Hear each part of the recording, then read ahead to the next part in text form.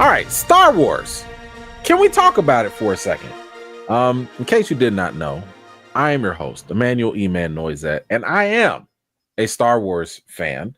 I became a fan after watching the animated Clone Wars series, and that series specifically really helped fix a lot of the issues I had because the movies, while they were nostalgic, while they had their place in pop culture, they didn't do it for me until I got into the animated series with Clone Wars and Star Wars Rebels.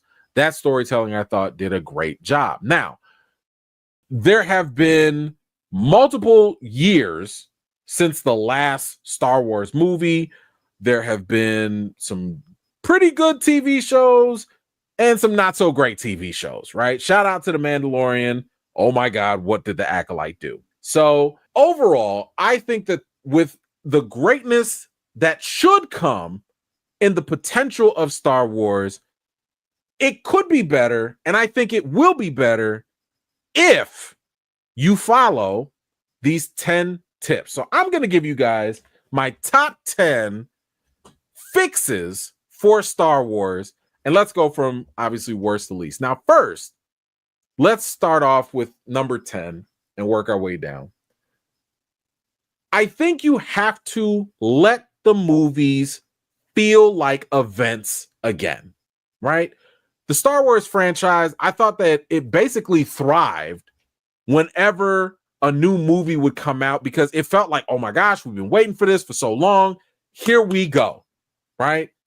But like trying to put out Star Wars movie and then a TV show and all this stuff, it's too much too fast. We've seen this also happen with Marvel where things started to feel like homework and it was just, oversaturation of the Star Wars, or in that case with Marvel, it was too much and you had more quantity than quality.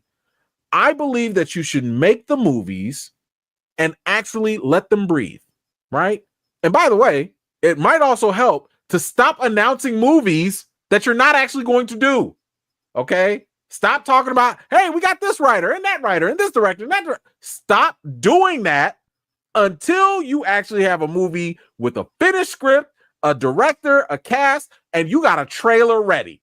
Okay? So let's let the movies feel like events. Let's not sit here and over advertise things that are not even in development. Give fans the space to kind of speculate, to get excited, to build anticipation, and most importantly, it gives you the time to learn. If you put more time in between the films, you have time to realize, oh, that really worked. Okay, we're going to keep that. Oh, we shouldn't do this again. Let's stop that. Okay, so let's let the movies feel like events again. Number 9. You have got to expand the genres of the Star Wars franchise. I think Star Wars shouldn't be boxed into the idea that it can only be this big old space opera. Like Star Wars is so big that I think you can actually move forward and do horrors. You can do fantasy, obviously. You can do a love story. You can do a comedy. You can do even like an espionage spy type of thing, like with Rogue One.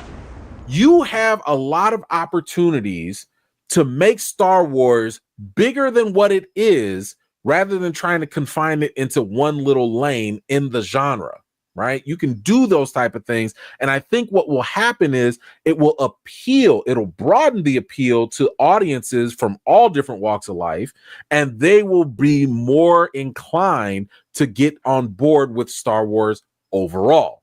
Okay. Now, this actually goes into my 8th point, which is you have got to allow the Star Wars franchise to go dark if it needs to. Not every Star Wars movie needs to go for the PG or PG-13 rating. The franchise has been around since the late 70s, early 80s.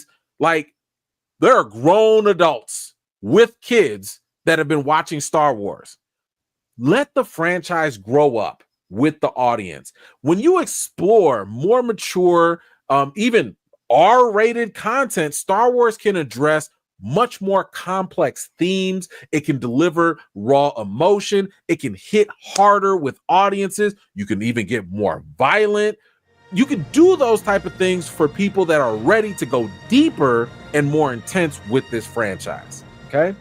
Next up, number 7, I would say that one of the most compelling things about Star Wars is obviously the Force.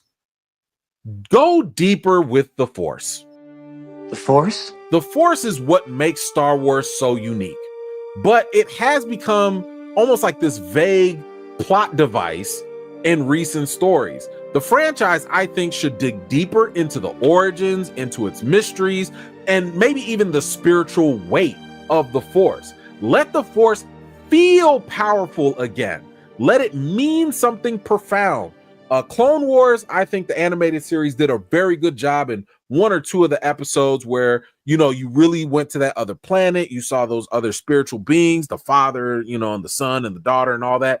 You have room to make the Force a bigger mythos that also will add to the overall story for Star Wars as well.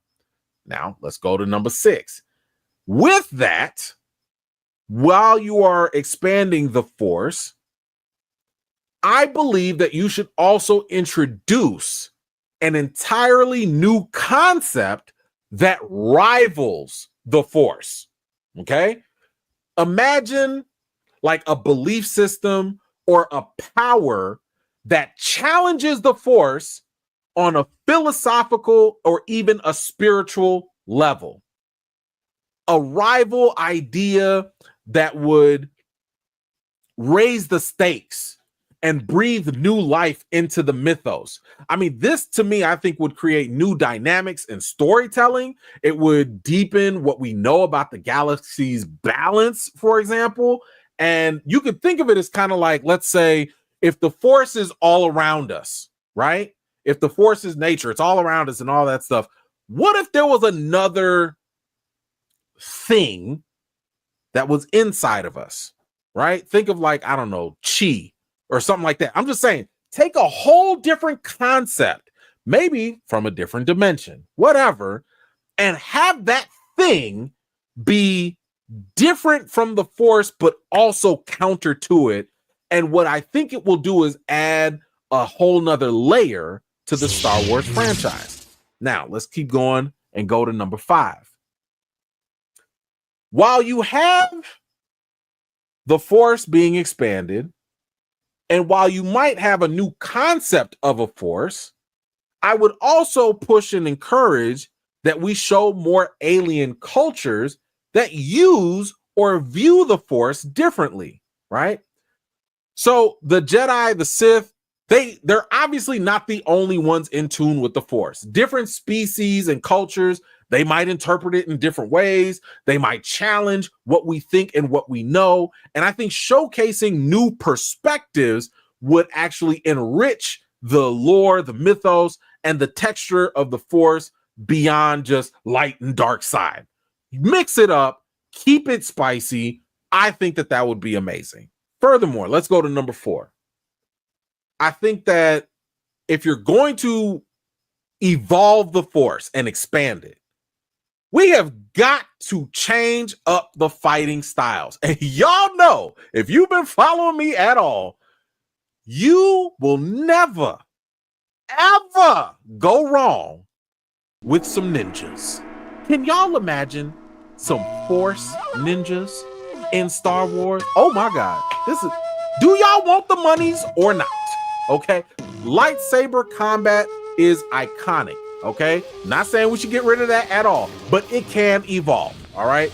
Let's introduce new martial arts that incorporate the Force or some other, entity, energy, or whatever, and bring that energy, the cultural diversity, into the action.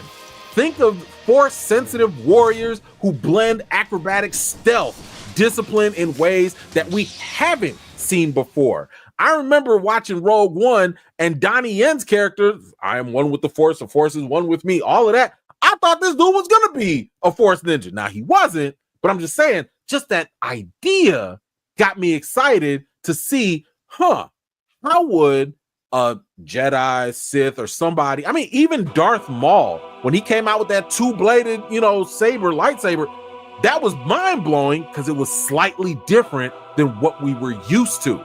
So if you mix up the fighting styles, I think that would be a great way to help fix Star Wars. Now, let's get to the top 3.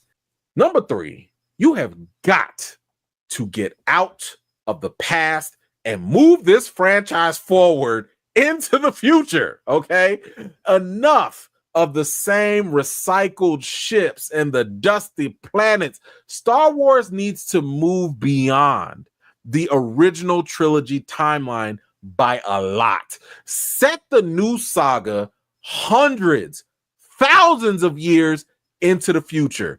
Please embrace the new technology, designs, and stuff that reflects our current imagination and not the technical imagination from the 1980s retro futurism.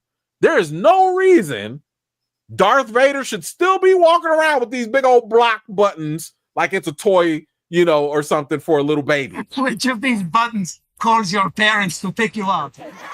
Like I'm saying, we get it. The nostalgia was cool. Because it was done all the way in the 80s, they had to kind of preserve it for the storyline. I understand. But it's okay if we move into the future and update the technology to actually push our imaginations and help us realize this is a new fantasy world that we're in. Let me get to number 2. I think that this easily could have been number 1, by the way. The one thing that comes to mind for almost everyone in Star Wars, whether you're a fan or not, you might not have ever even watched, you have got to create an iconic villain. The villains are usually, on any medium, the most compelling characters that fans and audiences want to see. They have to, I'm not saying they even have to be complex. It's fine if they're complex. But you need a villain that is really going to push the envelope. You need someone that is going to test the heroes in Star Wars they're just not even going to just be evil, but like make these heroes do some crazy stuff. Make the heroes get to the point where they got to sacrifice. They got to create new strategies. They have to unite. They got to do everything and anything because that villain over there is that big of a problem.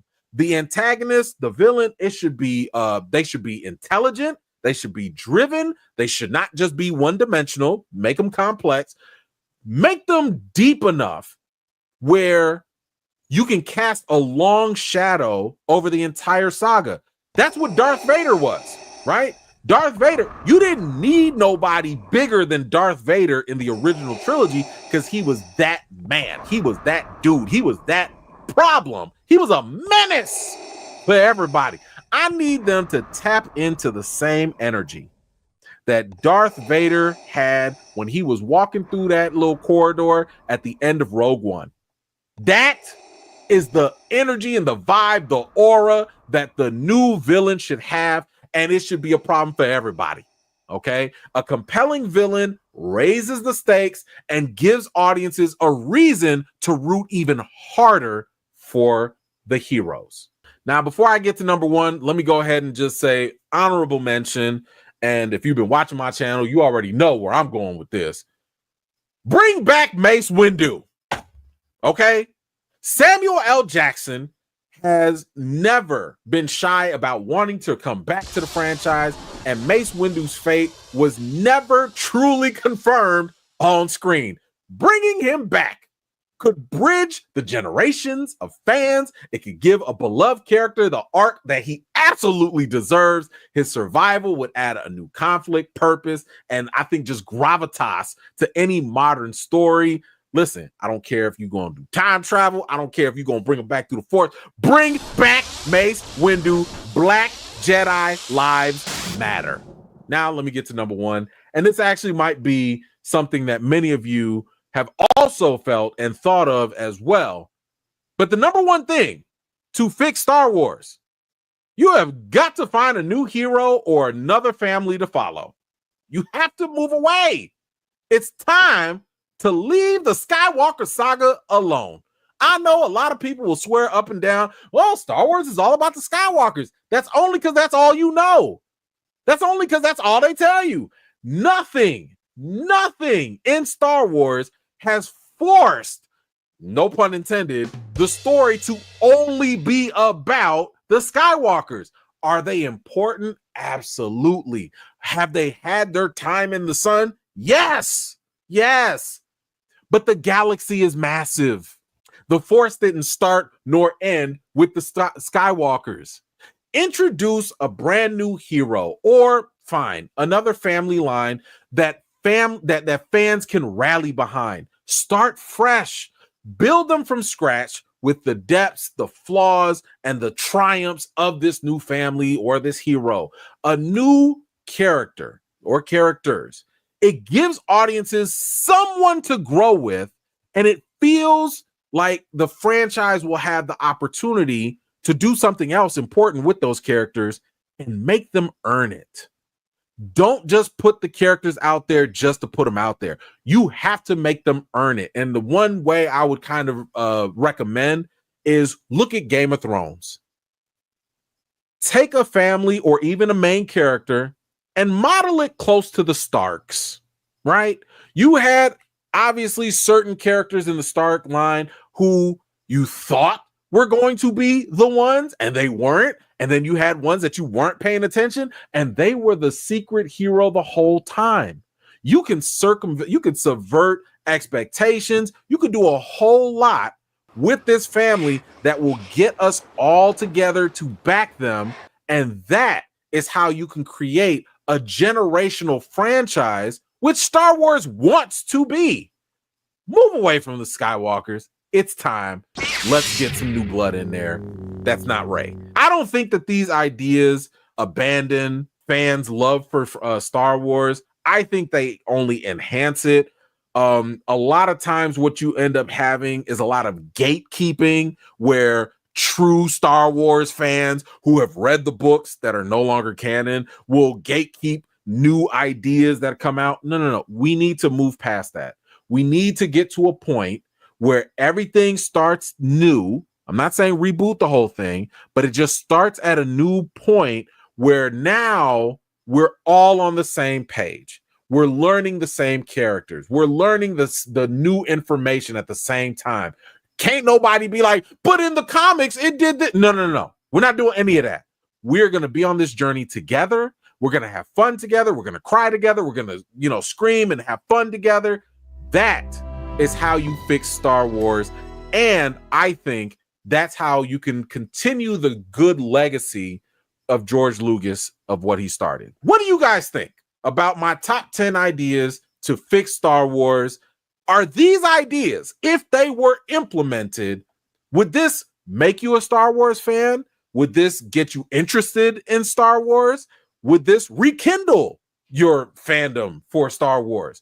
Whatever you think, please feel free to let me know your thoughts in the comments down below.